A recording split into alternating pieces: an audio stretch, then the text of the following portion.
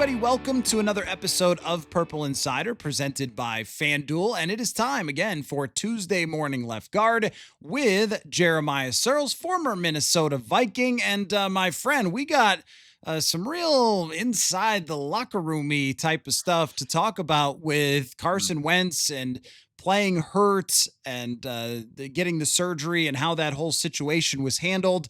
I will admit to being a little on the zealous side in my analysis because, when bad play calls happen, when mistakes happen, a lot of times you could go, I mean, that's football. That's how it goes. The other team gets paid too.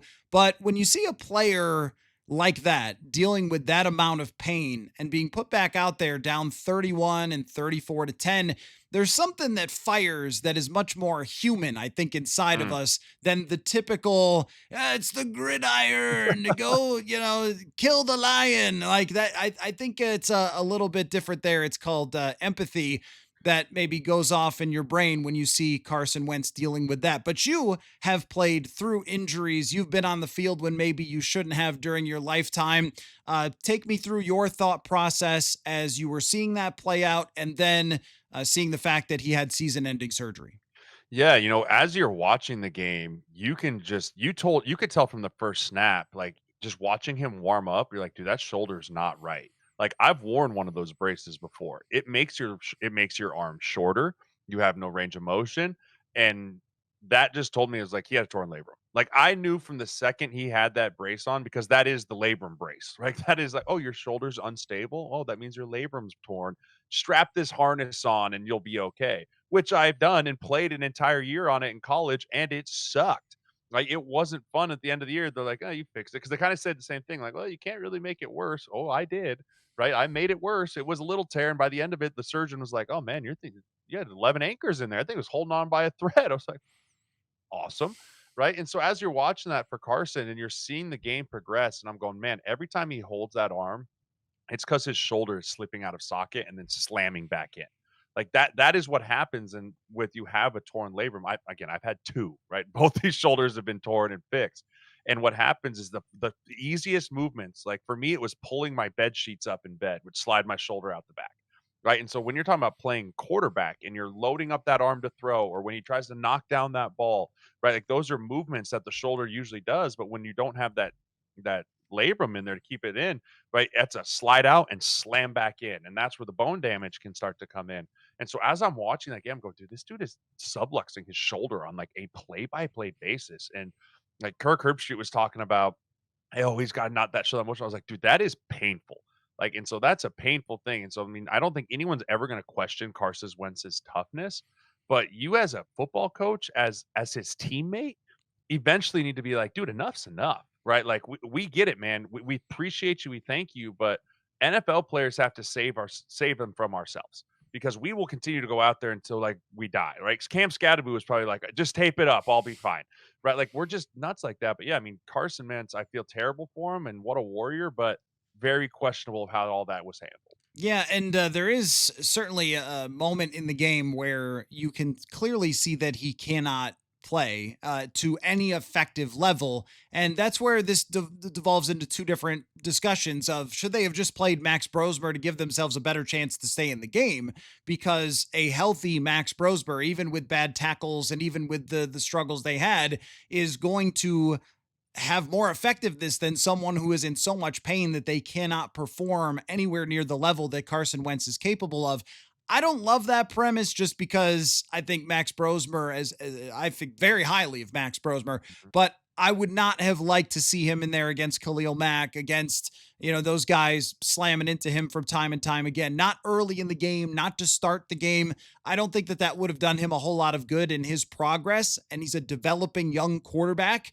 So I get the logic there. I can buy the logic there. Where it loses me is calling four straight pass plays down 34 to 10, Yes. where your win probability, I double checked on this, was 0.1% to win that game. I'm not sure anyone with 7 minutes left to go down 24 points has ever won a game. So in the NFL, maybe Maction Probably Maction Mm, somewhere along the lines mm. that's happened. I don't think in the NFL. On a Tuesday night in November. Right, exactly. In Northern Illinois, possibly, but I don't think it's happened in the National Football League. That was the point where if he's going to stay in, you can't have him drop it back to throw, or Max Brosmer needs to be in.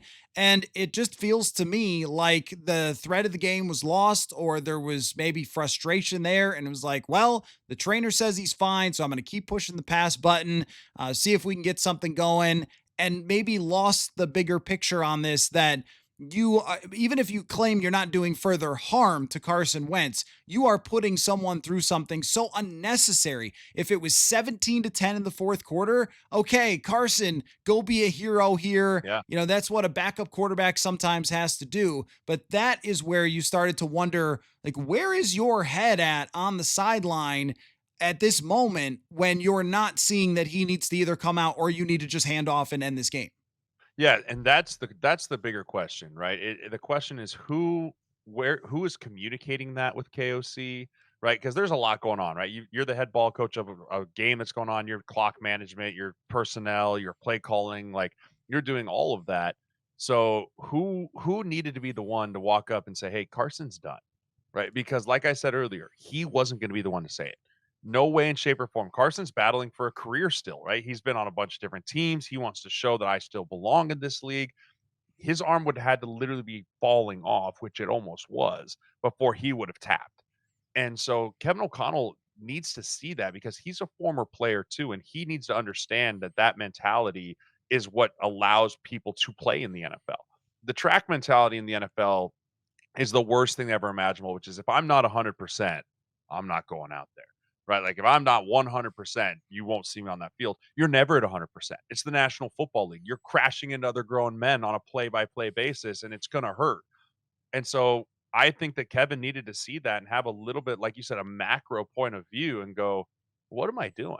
Like, why am I doing this? Because I completely agree. If the game is close and you grab him by the face mask and you do, like, you got this, buddy. I'm here with you. Like, totally different conversation than like, well, good luck, right? You've been getting killed all game, but maybe this is the drive where we turn it around. You just at one point have to. No, I'm not saying throw the white flag, but you have to understand that you have limitations on a Thursday night. Your team's beat up already from the week before, right? You have all these things going on. Hand the football off, or even put Brosmer in there just to get him some experience. Because if Carson was that hurt and you knew that he was, hey, it wasn't going to get any worse, well, that means you knew he needed surgery before you walked into that game. You need to get the kid some snaps because if JJ comes back next week and Carson's going to need surgery anyways, that kid needed some real life bullets, right? Just for operational standpoint, getting the play call in, handing the ball off, maybe a quick slant, right? A quick play action, a boot out, just something to give him some snaps in a real live game. Because if history repeats itself, JJ is not going to stay healthy the rest of the year. Like that's just not something that we can confidently sit here on a Tuesday morning and go, oh, JJ is going to be back this week. I fully expect to see him through the rest of week 18. You might need Max in a moment this year, and you're going to look back, oh man, I wish I got him 15 snaps on the fourth quarter on that Thursday night game instead of this being the first time he goes out there. And as he's saying, set HUD, his hands are shaking. So I think we can all get to a point with, hey, he should have been out of the game earlier, and that is very clear from the results. But maybe there's a question of like, how big of a deal is this? Because when you have something that is out there on a Thursday night and everybody saw it, and then the Mm. surgery comes after, then what follows that is a lot of attention, people texting and calling me about it and wanting to talk about it, then me getting aggregated and things like that that happen after something like this. I do think that there is an effect here because of the bigger picture. Not just that you're not winning, but also the Darisaw thing, the Van Ginkel thing. Maybe even we toss in Ryan Kelly going out there pretty quickly after his fifth, sixth, whatever number it was, concussion. And I wonder about that NFLPA survey that has given them such high ratings before. And I have always wanted to give them the benefit of the doubt with that. But I think that this instance is a cherry on top to several different ones where we're saying, Was that the proper handling of this? And I'm always very delicate about this because I'm Mhm. not in the training room. I'm not a doctor. I'm not a trainer. They've been so good at this. They've built up so much trust with the players in the past, but we can't ignore the results. And I also wondered about in the locker room with players, and this goes back to a Zim thing where Zim was critical of Anthony Barr when Barr was playing through a very serious injury. And I remember in 16 that in the locker room was a discussion amongst the players quite a bit. And I wonder about that complete trust for the head coach, the training staff, and what happens when that isn't as strong as it was maybe last year. Folks, maybe you haven't started your holiday shopping yet, but those holidays sneak up on you fast. So let me give you some advice. Check out Uncommon Goods. Uncommon Goods makes holiday shopping stress free and fun with thousands of one of a kind gifts that you can't find anywhere else. Uncommon Goods looks for products that are high quality, unique, often handmade or made in the USA, many of which are crafted by independent artists and small businesses. And because they're made in small batches, the best finds can often sell out fast. I'll give you an example of something that I found for a gift. You guys know I have a greyhound dog. Well, I searched greyhounds and I found artist made towels and jewelry that I know my wife will love. You can literally do that with anything that the people in your life are into. And if that's not enough, with every purchase you make at Uncommon Goods, they'll give back $1 to a nonprofit partner of your choice. They've donated more than $3 million to date. So shop early, have fun, and cross off some names from your list today. To get 15% off your next gift, go to uncommongoods.com/purple insider. That's uncommongoods.com/purple insider for 15% off. Don't miss out on this limited time offer. Uncommon Goods, we're all out of the ordinary. Folks, are you overwhelmed by the number of different options for hair loss? Are you exhausted by looking around the internet for answers and watching late night television commercials, seeing if any of the options will work for you? Well, getting your hair back doesn't have to be that complicated. If you want to be happy with your hair when you look in the mirror, then Hims can help you get that confidence back. Hims can help you with prescription treatments that have clinically proven ingredients like minoxidil and finasteride that can help stop further hair loss and regrow hair within 3 to 6 months. They make it so simple for you with 100% online access to personalized treatment plans that put your goals first. No hidden fees, no surprise costs, just real personalized care on your schedule. For simple online access to personalized, affordable care for hair loss, ED, weight loss, and more, visit hims.com/purple insider. That's hims.com/purple insider for your free online visit. Hims.com/purple insider. Individual results may vary based on studies of topical and oral minoxidil and finasteride. Featured products include compound drug products, which the FDA does not approve or verify for safety, effectiveness, or quality. Prescription required. See website for full details, restrictions, and safety information. Yeah, it is a delicate situation because it is such a hush hush, keep everything inside. We don't speak about injuries from a competitive advantage standpoint, and you never want to speak on anyone else's Mhm. injury, right? Like those are the rules that you have.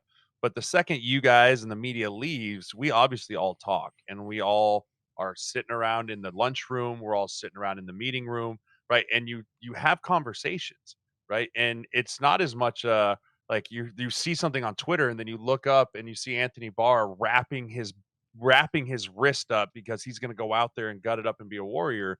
And you see a comment from a coach of like, well, Anthony's got to play better. And you're like, man, this dude, this dude is giving everything he has to you right now. Like, and he's trying his best, but he's broken. Right. And that's where you can really start to see the ugly side of the NFL. And it's not on purpose. Right. But a player has to is always supposed to be from an outside, "Hey, do what's best for the team. You're here to help us win, right? You gotta do." But then there's the other side of it. It's like, I have to look out for myself a little bit here because no one else will. No one else in this building besides me and my agent and maybe a couple of my friends will have my best interest at heart. And so what I might be trying to do for the team might actually be hurting my best interest. And those are where things can start to fracture is when you start to have people kind of in both camps where training staff, coaching staff, front office is like, "Hey, we gotta win some football games. Like, we gotta continue to win. That's what drives this whole economy here." And then you've got the other side where it's like, I want to win too, but I want to have a career. Like I want to have a 5, 6, 7 year career. And if I go out there and I keep beating this shoulder up or this ankle up or this knee up or whatever it might be, bad things can happen. And you have to weigh that conversation. And I'll use myself as an example. 2016, we go out there, injuries everywhere, right? And so I end up starting my first game at right tackle against the Houston Texans, and I play pretty well. I get named the starter for the next few games. We go into the bye week, everything's good. We come out, and then against Philly, I get rolled up on, and I actually tear my meniscus. Right. And it was one of those things where I got the MRI. We go in there and they go, all right, your meniscus is torn. Right. We know this. You can play on this. Like there is no reason you can't play on this, or you can have surgery. You'll miss 4 to 6 weeks and then you'll come back.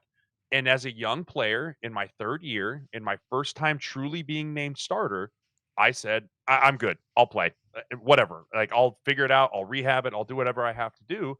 I played on it the rest of the year. I ended up getting benched a couple times because like my play wasn't as great as it could been. End of the year, I go get surgery, and I can remember Dr. Larson telling me, he goes, "Dude, it looked like someone put a hand grenade in your knee and just lit it off." Right? But I made that decision because that was what was best for me in my career.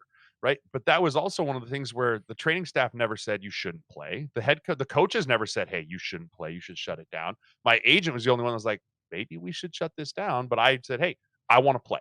Right. And so it is a conversation that is had and you have with your friends.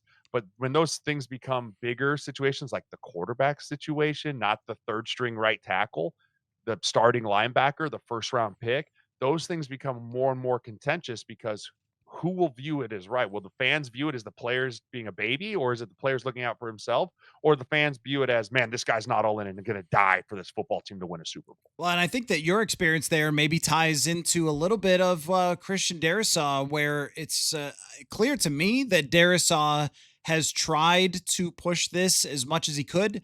He told us that he was ahead of the schedule when he came back against Cincinnati, so he has wanted to get out there. But I also think that taking yourself out of the game against the Chargers, at least we maybe understand that that's what happened, where he said it's just not working out. And it's quite possible that that's also what happened in Cleveland. Mhm. I will say the head coach said it was a pitch count, but we've gone over that. Doesn't quite match up to have him coming out of the game at the biggest times at the end and not blocking Myles Garrett. So clearly it has not clicked to the point where he is feeling 100% and totally confident. And if you're Darisaw, your coach desperately wants you to be out on the field. And there was a long discussion between those two before the game that was going on. And at the same time, if you're Darisaw, you've got to say, look, I can play another 10 years in this league. When you look at the great tackles, the Trent Williams, I mean, this guy's in that, at least in that, 100%. at that table.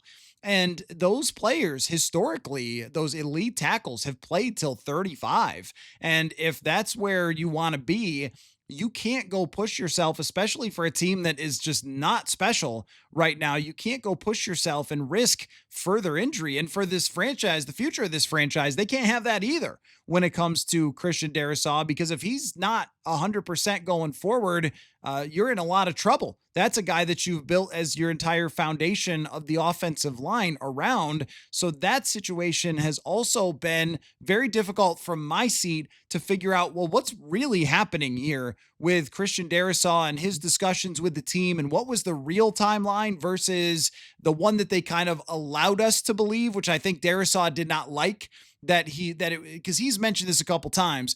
I don't think he liked the idea that it was allowed to be out there that he might play week one, when Yeah. he was saying week three was way sooner than he actually wanted. And that's what you're talking about some of the messaging and some of how things are perceived in a league where everyone's paying attention to every detail versus what the player is thinking himself about his own health and what's going to be best for him long term. And that's where these things get extremely complicated. Absolutely, because it's a similar thing with Lamar Jackson last week, right? Like practice report, he practiced, but come Friday, he goes, I'm not ready. Like I'm just not ready. And I can tell you from a standpoint of if you've played a lot of games in the National Football League, you understand the difference between being 100% and being play ready, right? Because there, and that's a wide threshold for a lot of people, right? if you're looking at it, I mean, Saquon Barkley's going, I got a groin that I could probably play through right now, but I know that I wouldn't be productive and I'd miss 2 or 3 weeks. I'm pulling myself out. Lamar's going, my hamstring's a little tight. I could probably play this week, but I might risk further injury. It's the same thing with Darisaw. And I think him practicing during training camp was his way of starting that process back. But because he is so good and he looks so polished and he looks so good, people are like, oh, he's back. I mean, he's back and he's ready to go. And if I'm Kevin O'Connell, again, take the church and state, right? Players and organization. If I'm Kevin O'Connell, I'm going, I want my left tackle to protect my first round rookie left quarterback, right? That is, I need that guy. And so then there's that conversation of like, well, he's practicing and he's looking pretty good. Christian, you feel really good, right? It's like, yeah, I feel like I'm right on schedule. Yeah, on schedule for week one, right? I don't know. And then there's the contention a little bit. And that's where Darisaw is seeing the bigger picture. And he's probably talking to guys like Brian O'Neill, who's been through regime changes. And he's talking to guys where it's like, hey, you got to look out for you in this league, man, because if you don't, no one else will. And that can lead to some really uncomfortable conversations with coach, GM, trainers and player, but I applaud the players that are in the position to be able to do that. I was not in a position to be able to do that in year 3, finally starting if I wanted to have a career in the NFL, right? And I had to weigh that, and I still live with the issues in my knee to this day because of it. Darisaw's in a position where he doesn't have to do that because he knows, hey, you guys don't want me here. 31 other teams will, right? There's plenty of people that don't want me here, and I have the longevity, right? And Carson Wentz, same thing. He made the decision to play. No one had a gun to his head and said, Carson, if you don't play on Thursday night, I will kill you, right? Like, that's not how this works. He made that decision knowing full well what was in his shoulder and saying, I want to play because I still want to play in this football league. It's definitely a hard conversation to have because at the end of the day, Kevin O'Connell's going, if I don't win football games, I am fired and I lose my job and I lose my ability to feed my family and do all that. And then the player's going, yeah, but if I go out there and play for you so you can win football games and I hurt myself, I'm not going to have the 10-year career. Right. So it's two paths that all obviously everyone wants to win. Everyone wants to go in and win a Super Bowl and have everything be hunky dory, but it's never a clear cut path. There's lots of ups and downs and peaks and valleys. And I think this year, because last year we were blessed by God and had no injuries, this year we're having these conversations that teams have every single year. This happens all the time. Like 2016 was the same thing, right? Same thing. Injuries everywhere. When's Adrian coming back? What happened to his knee? Why isn't he back earlier? Right? Same thing with Kelly. Kelly probably wanted to play because he knew he needed to be out there. Probably should have waited another week, man. But again, no one has a gun to a head of an NFL player and says you must play. That doesn't happen in the NFL. And this is where, I mean, I empathize with all sides because the players want to get out there. 100%. And another thing is, I mean, we see this all the time. You know, guys through training camp and preseason who find themselves walking around without their pads on. And what's the first thought that I have if it's an undrafted free agent is like, bye bye. See ya. I'll just not be putting you on the 53 because if you Mhm. can't gut it out, I remember there was a wide receiver. And I think this was after you were gone, but there was a wide receiver who in warmups hurt his finger and did not play in the 4th preseason game. And I was like, I mean, come on, man. You just can't like look, I'm sure that that's really painful, but you got to play. And Mhm. so there are guys, and Harrison Smith is an absolute freak for this. Brian O'Neill is a freak for this. A lot of guys who become stars in the league, one of the things is they're insane enough to be able to push themselves through a lot of things that normal human beings would have no chance at dealing with that much. You wouldn't be leaving your bed and much less going out there and playing against the best. So it's part of it. And finding that balance between dealing with your personal health the right way you should and being a warrior with your buddies, that's hard to do. And also from a coach's perspective, it is very easy in my seat to criticize the way that any coach handles this sort of stuff through the media. Yeah. At one point, Doug Marrone in Buffalo, when I was there, got so frustrated with being criticized for being wrong about injuries that he actually had a PR person read the injury report. And then he would go up and answer no questions about injuries further than the PR person reading the injury report. It was like, I love that. it's because it is very hard to do because you Yeah. want to give some insight into what's happening. You want to be able to say, yeah, this is the type of recovery we're looking at here, but you also don't want to put pressure on guys to return too fast and say, oh, yeah, he's right around the corner. And then everyone goes, well, didn't you say he was around the corner? Why is it 6 more weeks? Because health doesn't work like that. It's Right. not like, oh, it's not Madden. You get a guy injured on Madden. I personally turn injuries off, but it will say I 3 wish. weeks, 3 weeks, then he's back. Well, that's not how real life and real recoveries and real injuries actually work. I think a lot of this also comes down to the fact that there's only 4 categories on the injury report, Yeah. right? Did not practice, limited, doubtful, full. That spectrum is massive, Hmm. right? Because the limited practice might be, hey, you're going to go through individual and that's it, right? Well, that doesn't mean you're going to be ready to go by Right. Saturday or Sunday, right? But it's limited. And so people see limited and they're like, oh, he's almost there. Right. He's back, Yeah. right? And then doubtful is like, oh, he was on the sideline. And then all of a sudden you get guys that are going from doubtful to limited and they're like, oh, he's right there. He's on the edge. That might still be 3 weeks. Like it's just such a hard thing with the injury report to put into that category of just 4 categories when, like you said, it's such a wide spectrum because, yeah, he might be physically cleared. Hey, your ankle physically is healed, right? Your knee physically is healed. But up here, if I'm not healed up here to where I can trust to put that leg in the ground and stop Jalen Carter, I am not cleared, Hmm. right? There's a big difference with the way that those things go. And I think that's a lot of what Darisaw is going through right now is he understands the eliteness that he can be and he's not willing to put mediocre stuff on tape because he doesn't trust his knee. And I fully 100% respect that. And anyone in the NFL who does that, and I'll tell you what else, every player in the NFL respects that.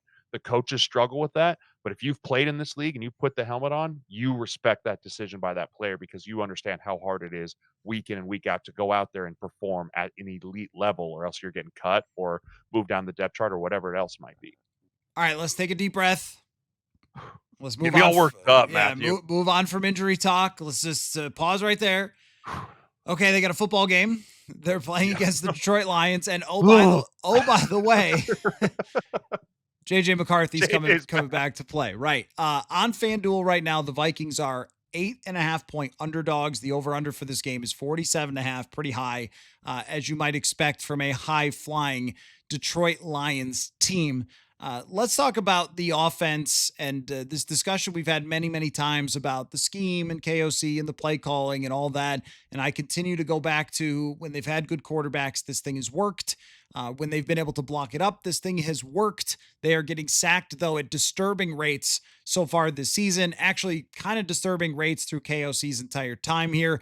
How would you like to see the offense structured for JJ McCarthy against the Detroit Lions? Yeah, it needs to start with Jordan Mason and Aaron Jones. Like that it needs to start there because if there's one thing Detroit is, they are aggressive. And if it's one thing that I'm going to do against a quarterback that's coming back from injury and also a quarterback that's young in his playing career is I'm going to come after him. And so the best way to get a defense to pull the reins back a little bit and kind of not be so aggressive is to run the football. Right. And so I feel like this is a broken record every week on this show. Run the football, right? I don't understand how hard this is for everyone involved, but when you have all of these factors going on, you need to be able to run the football also because I think our defense is gassed. Like I think they have been out there for so many snaps from the start of the year on. It's starting to wear on the older guys that we brought in on our defense. So running the football, controlling the clock, and trying to keep Jared Goff off the field. And also, I don't know what this is, and I think only Kevin O'Connell does. Get to JJ's favorite pass concepts, right? Whether it's crossing routes or it's deep outs or it's play action bootlegs where you can put them on the run and give them a like run pass option. Whatever Kevin and JJ sit down and JJ can give him his top 15 of like, I feel really comfortable with these routes and this concept and this protection and having an answer for if they send man, blitz, or zone with this route tree. Get to those early and often and get him in a rhythm. And stay within those unless you have to with a situational, whether it's third and long or a 2 minute, really try and stay within those concepts and get to those concepts from different formations or motions so you can disguise them, not be predictable, but really try and stay in the comfortability realm in the pass game for JJ McCarthy. This is my idea. Don't worry about the scoreboard. Like, just Mm. call the plays that are best for him in a given moment, and that's it. In a given down and distance, and that's it. And even if it takes, and we saw this happen the other day with Aaron Rodgers and the Steelers, I noticed that they would get into third and long and they would just be like, punt. Like we are not going to have Aaron Rodgers stand back there for 5 seconds trying to work the ball 30 yards down the field against this Packer defense that has Micah Parsons. Hmm. And this team has Aiden Aiden Hutchinson Hutchinson. playing against a Brian O'Neill's come back from injury. It's not the greatest matchup. So they have rushers. Calvin Shepard's been aggressive. I think he's done a great job with that defense so far. I was skeptical of how's that going to work with Aaron Glenn leaving, but he's really stepped into the light there. This is not a defense who's going to give you all day to sit back there and throw. So if you get to 3rd and 13, if you hand off, it doesn't work, incomplete pass, live to play another day. Play like Alex Smith, complete some passes, or, who did this, Sam Bradford in 16. He Yeah. had to do this a lot. It was like, all right, I'm just going to get the ball to Kyle Rudolph. We'll see if we get a broken tackle or something. But I mean, we're done. We're going to have to punt. And the other thing would be if you're down 14 late in the game, you just keep staying on schedule with running the ball, play actioning off of that. Just treat it as if like you need to set up the best play for JJ McCarthy, because what can happen is you get behind and it's 14-3. I said the fourth quarter, make it the second quarter. It's 14-3 and you're feeling like, oh man, we need to get back in this. We need to push the ball downfield. We need to hit an explosive.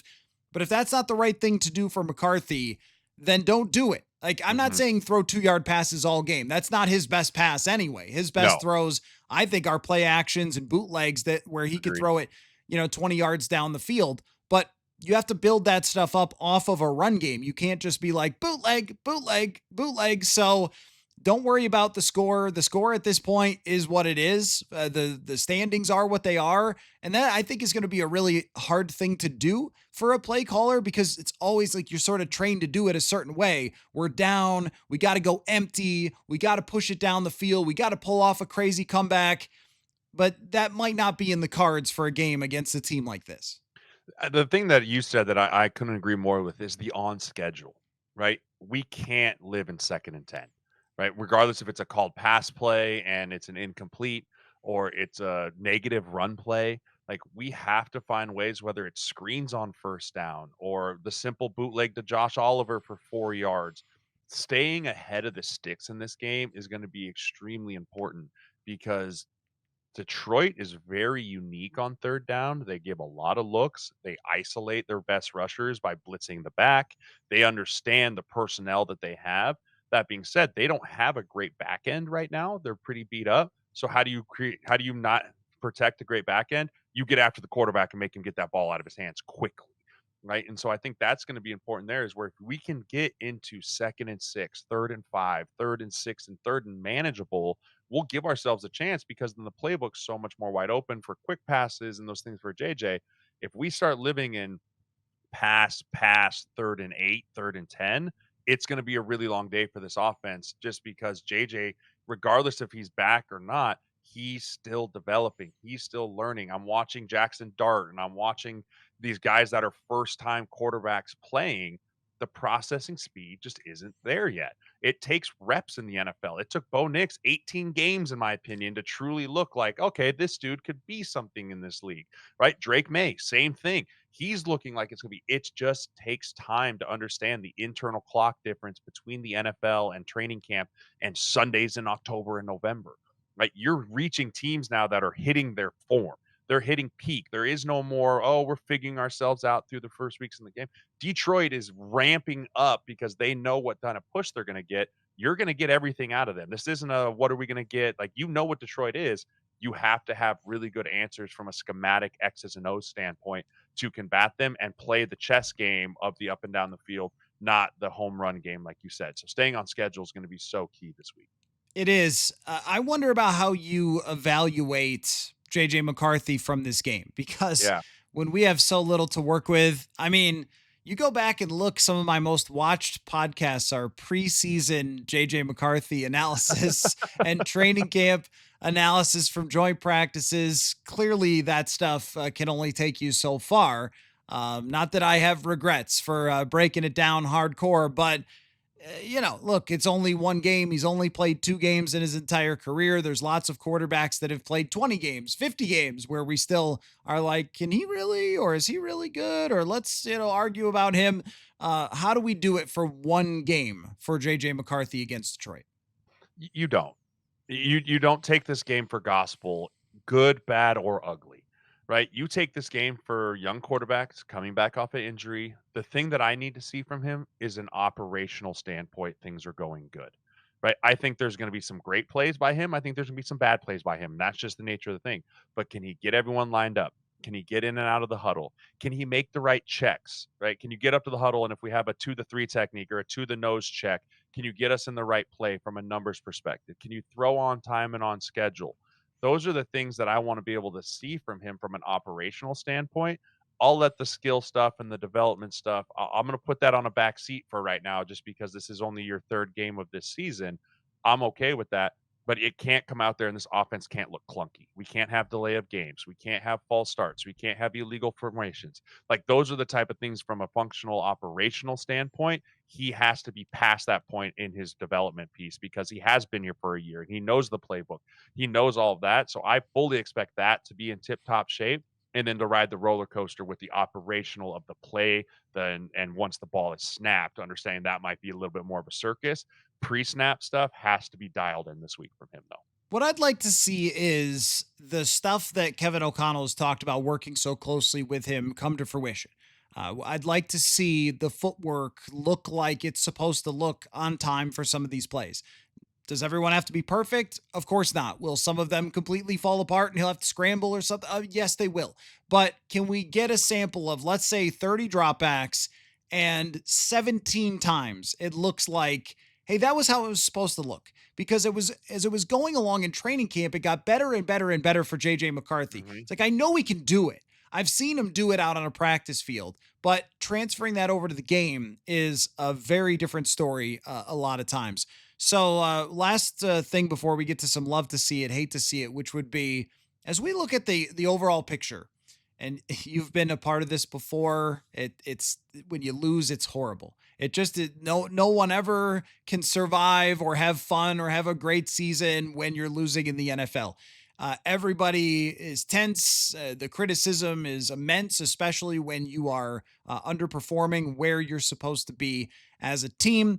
But how do we balance rightful criticisms, rightful second guesses with, are you sure you're not just sort of throwing stuff around and smashing TVs with a baseball bat?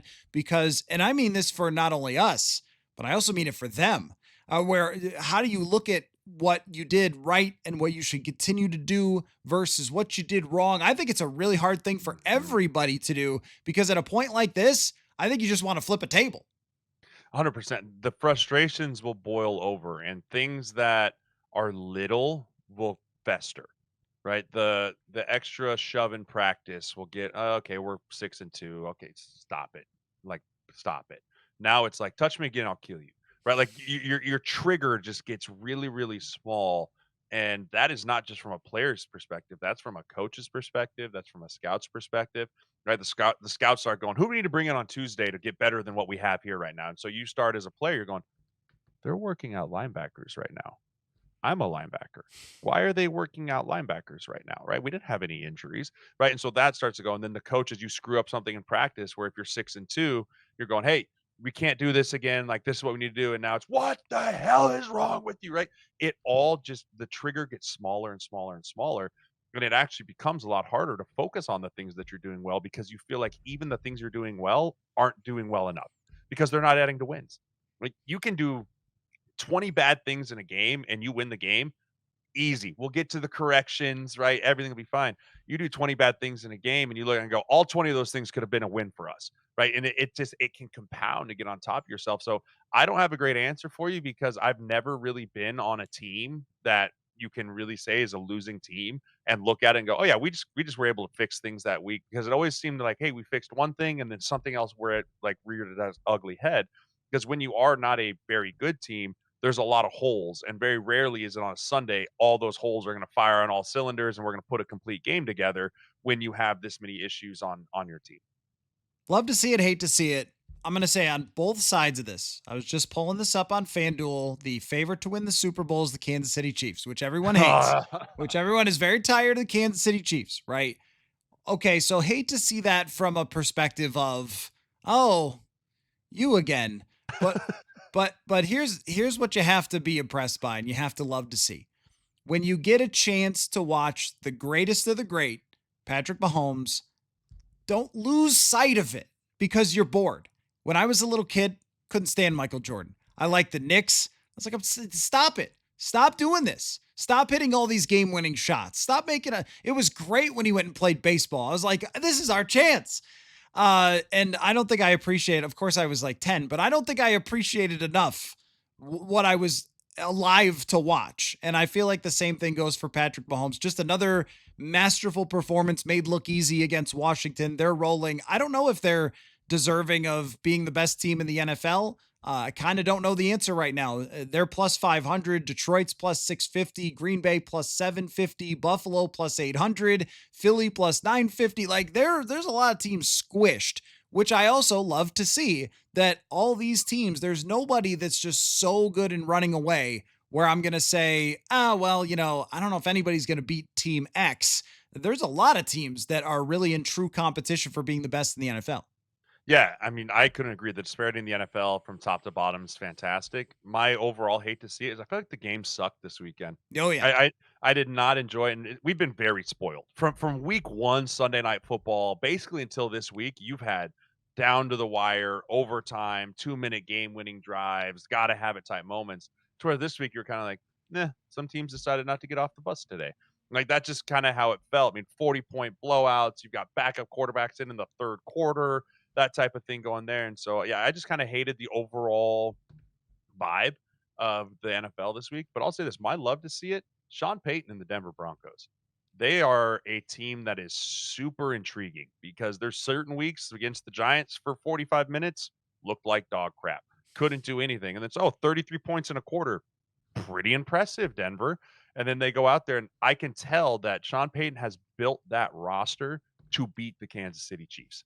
Like you see it. They want to have a really strong offensive line to handle Chris Jones and Carl Loftus and Drew Tranquill and run the football. And then they built it to we're going after Patrick Mahomes.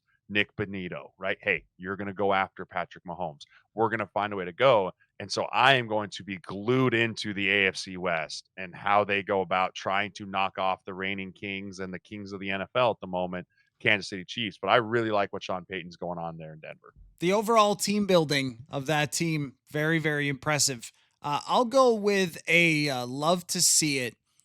No matter how much I love analytics, no matter how much we lean into, hey, passing's better than running, when the Buffalo Bills have built an offensive line that has the connectivity of that line, where they can run over and over and over and over again with James Cook and create these huge lanes and win a game where, I mean, if Josh Allen didn't even play in that football game, they still win by 20 points. That's Mm-hmm. how impressive it was to watch one team physically impose its will so incredibly. The offensive line of the Buffalo Bills is a weekly love to see it, even if their wide receivers might not be. That was really something for them to do that. And let me toss another love to see it. Hey, good for you, Justin Fields. Good for Mm. you. Nobody deserves to have the owner. Like we all know the realities of Justin Fields. Nobody deserves to have the owner come out and crap on you before the game. And to put that aside, to focus, I think that he earned a little more credibility than maybe Justin Fields had in the past through that. Yeah, piggyback on that. Hate to see it, Nick Mangold. Like Oh man. that one was awful. I mean, I had two of my Husker buddies played with him, right? No one has spoken highly of him. I mean, it's from a human, from a player, like just super sad to see. And also kind of cool the Jets came out and their offensive line kicked teeth in. I think they played a lot for him. And I'll piggyback that on another hate to see it. Cincinnati, you're proving to us how not to build a roster, right? You're proving to us that four players making 55% of the cap is not the move. It's not the way to do it because I felt like watching that Jets game, I felt like I was watching the 2024 Cincinnati Bengals all over again, where it's like they have to score 45 to win. And they've got a comparable quarterback now in Joe Flacco, who I think he targeted Jamar Jefferson 16 times, which is what you should do when Jamar you're Chase, trying to yeah. Jamar Chase, sorry. Jamar Chase 16 times, then T. Higgins twice, one for a touchdown. But you can't stop anyone on defense, man. You're benching Logan Wilson, who's your captain at linebacker, and you've got your edge rusher, Trey Hendrickson's now banged up, and all these things that go into it. You hate to see it, Cincinnati, and I think Zach Taylor is more and more on the hot seat the longer we get into this season. I think so too. And I want to throw out there, speaking, you said hot seat, the Tennessee Titans fire their coach. And oftentimes you get like well, we fired our coach bump. Hate to see it. No, fired our coach bump from the Tennessee Titans. And this is where, when you talk about franchises ruining quarterbacks more than quarterbacks failing franchises, what is Cam Ward supposed to take from all of I this? know. That the NFL sucks. Like, I mean, this is horrible. Can I go back and play my ninth year in college? Like, there, some guys, that guy from Vanderbilt's doing it. Can I just Yeah. go back? Uh, it's that, and also the New Orleans Saints. I mean, just teams that are completely inept. They give no chance for anybody to really succeed at any position, but especially the quarterback position. That's a little bit of a hate to see it. But I did want to end with a college one. Is love to see Brian Kelly getting fired. Don't love to see the amount that they're paying him. And I love to see that every single week we tune into college football. We're like, oh, we know what's going on here. And then Mhm. Bama almost blows it. And then Vandy pulls off a crazy win. Like, the madness of college football with So no good. true elites, like runaway team, is Mhm. just, is that not true? Ohio State. You think I think so? I think Okay. All right. All right. Ohio State for me is the clear cut number 1. Okay. Fair enough. But I mean, I they still think they got to prove it. I feel like that I they have agree. They had a haven't very played easy anyone, schedule. but Yeah. they also haven't had to do anything. Like, they literally just run it, run it, run it, and I'll just throw it as far as I can to Yeah. Jeremiah Smith, and it's Yeah. proved to be That's pretty true. effective. So yeah, but I agree with you. The paradigm shift in the college football world where everyone on every given week can be competitive is super fun to watch, and it's made it so much more fun. And as much as people hate the transfer portal, NIL, all that stuff, I think there is some more narrowing the scope that needs to happen. But overall, it's been good for the sport because now you're not just having six deep at Ohio State, Georgia, Alabama of five-star recruits that just sit there forever. They're going to go to the Kentuckys and the Northwesterns and play, and then maybe go to Ohio State later in their career. But for now, I think it's fantastic. The Brian Kelly thing, I think it's super interesting that now all of a sudden it's like, remember the Notre Dame video guy? I was like, whoa, we're like pulling all kinds of crazy stuff out now that he's getting fired again. And I mean, I don't know if I've ever seen a coach speak to his assistants the way that Brian Kelly speaks to his assistants on the field. But also, why are we firing coaches midseason in this era of college football? Yeah.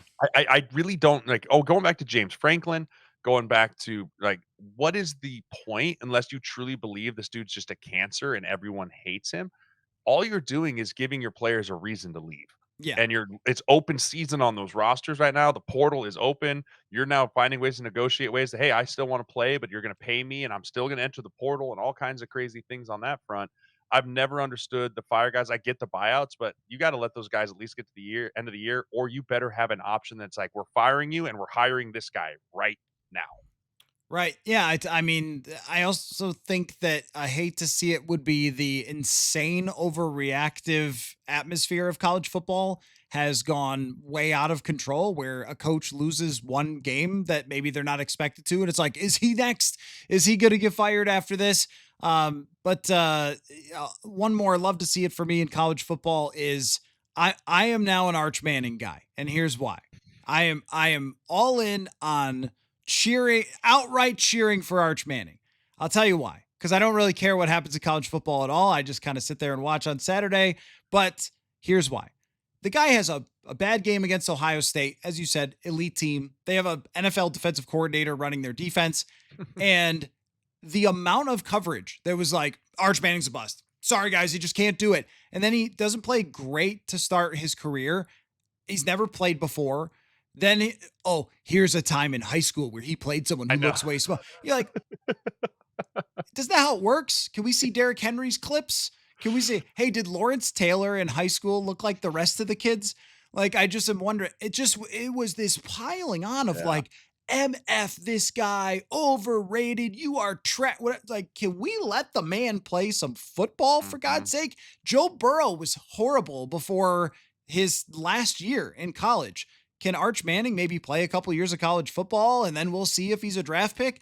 I mean, that to me, like the vitriol of the guy not being flawless right away, it was just upsetting to watch because you're like, can we give this kid some actual, playing time first? So every time he has a good moment, I'm like, hey, good for you, Arch Manning. I think a lot of that has to do with, and I catch myself doing this too, is when you pay guys big money, Mm-hmm. you Hmm. expect big results. Yeah. Right? Same thing. It was the Kirk Cousins. You give Kirk Cousins a bunch of money, he is now Brett Favre. It's like, whoa, no. Right. Right? Hey, Arch Manning's really good. You give him a bunch of money, but in reality, he's a true sophomore Right. who's starting for the first time. We're going through a little bit of that here in Nebraska with Dylan Raiola. Right? Hey, this dude was supposed to be the savior of the program. It's like he very well might be in 2 years. Right. Like he's a sophomore, but there's just this expectation that's coming with, and I think that's also a lot what's leading to coaches getting fired is, hey, we just paid 30 million for a roster and you're 5-3 or you're Right. 3-6 or whatever it might be. You're getting fired, man. It's like, yeah, but I had to pay this dude to keep him here as a sophomore so we can develop him for 2 years. Don't care. Win now. Cut. Gone. That is a dangerous game to play in college football, and it's a hard expectation to put on these kids. But it also is, it's the same thing. With great money comes great responsibility, man. And you better be up to the task and be able to handle the outside pressure and not let it affect the on-field play. Right. And I think that's another part with Manning. What I've liked is that he's got to be aware that the number of people who just verbally assaulted him Mm, after he lost the first game to the best team in the country and didn't play well after that. But can we just see how it works out first before we decide that he's the biggest, most hyped bust in history? Anyway, so good for him. Gets a crazy win there. Next Tuesday, we will see where we're at, but we'll move on hopefully from the yes. drama, and we are going to be hardcore into what did JJ McCarthy do? How did they handle it? How did they scheme it against the Detroit Lions? And how did they win 41-3 against the Lions? That's what we'll be talking about next week. Jeremiah Sirles, thank you, my friend. Hey, every single time. It's great to be here on a Tuesday. Football. Football.